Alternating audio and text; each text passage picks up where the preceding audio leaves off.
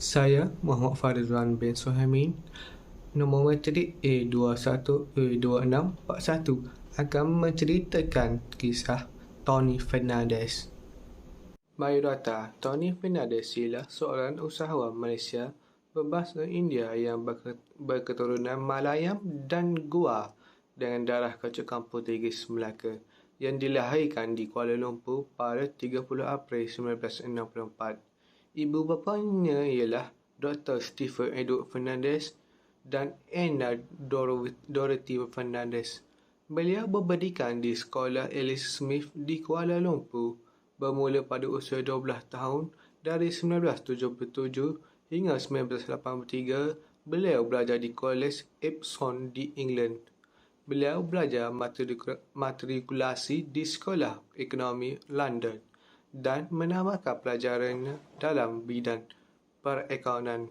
Beliau telah berkahwin dengan seorang gadis Korea Selatan yang hanya dikenali sebagai Chloe di Azur, Perancis pada 14 Oktober 2017.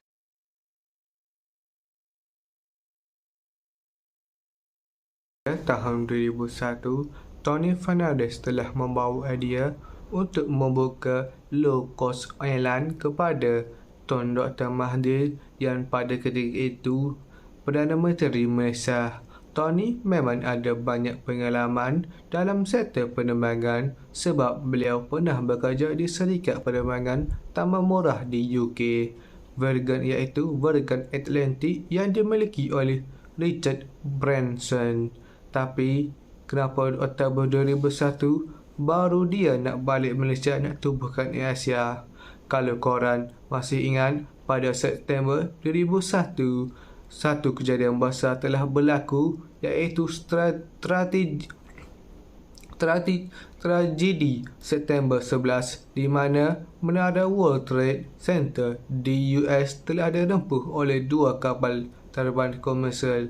Kejadian ini telah membuatkan pasaran saham dan harga kapal terbang komersial berjenam lebih 40%. Kejadian itu dilihat sebagai peluang yang besar oleh Tony Fernandez selepas tragedi 9/11. Dia terus ke Malaysia untuk menubuhkan AirAsia. Masa penubuhan syarikat memang tepat pada masanya sebab kos permulaan tersangatlah rendah pada masa itu disebabkan semua orang takut untuk berniaga. Tony Fernandez telah menggadai rumah dan wang simpanan untuk memulakan syarikat AirAsia beliau.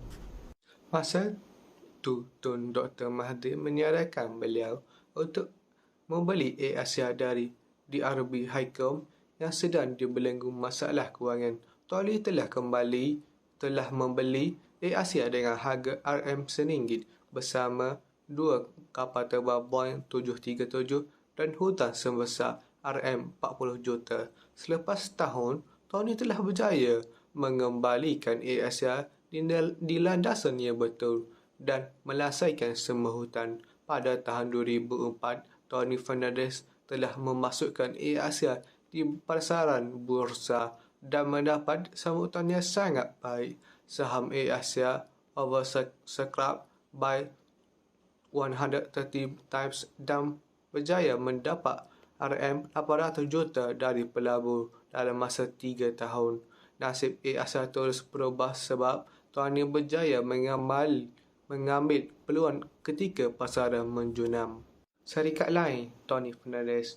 Tony Fernandez merupakan peminat kelab Inggeris West Ham United dan terlibat dalam perbincangan berhubung kemungkinan pengambil alih kelab itu pada Mei 2011, di mana ia kelihatan seolah-olah beliau akan memperoleh 51% kepentingan dalam kelab itu.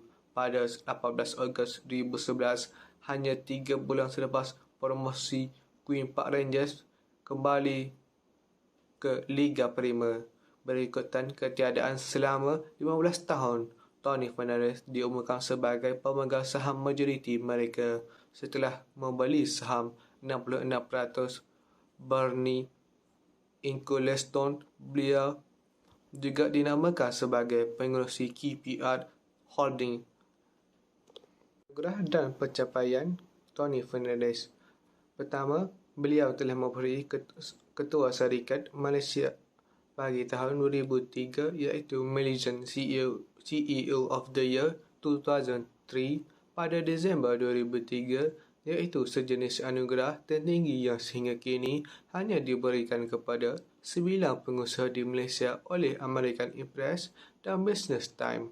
Anugerah ini diberikan kepada Fernandes bagi mengakui prestasi pengusaha dan kemahiran pengurusan yang di kalangan pemimpin syarikat Malaysia. Kedua, 2010 Forbes ASEAN Businessman of the Year. Third, 2011 Nomor 52 in Fast Company Top 10 Most Creative People in Business. 3. Brand Builder of the Year 2014 di World Branding Award untuk kejayaannya dalam membina jenama Asia. Perkara yang telah mengubah diri saya daripada Tony Fernandes ialah kita hendaklah keluar daripada zon selesa untuk mengubah diri jadi lebih baik. Kita tidak boleh berada di zon yang selesa. Kita kena berani melangkah keluar dan mencuba perkara-perkara yang baru lebih-lebih lagi. Jika kita selama ini berada di zon yang teruk, maka kita kena cepat-cepat berhijrah. Kedua, tekad yang kuat. Kita hendaklah mempunyai tekad yang kuat dan yakin pada diri kita supaya dapat mengatasi segala rintangan sepanjang tempoh nak berubah. Jangan pernah untuk menyerahkanlah jika sesuatu yang kita buat itu tidak berhasil. Usaha lebih keras kerana tekad yang kuat akan membuatkan diri kita dan hati kita lebih kuat.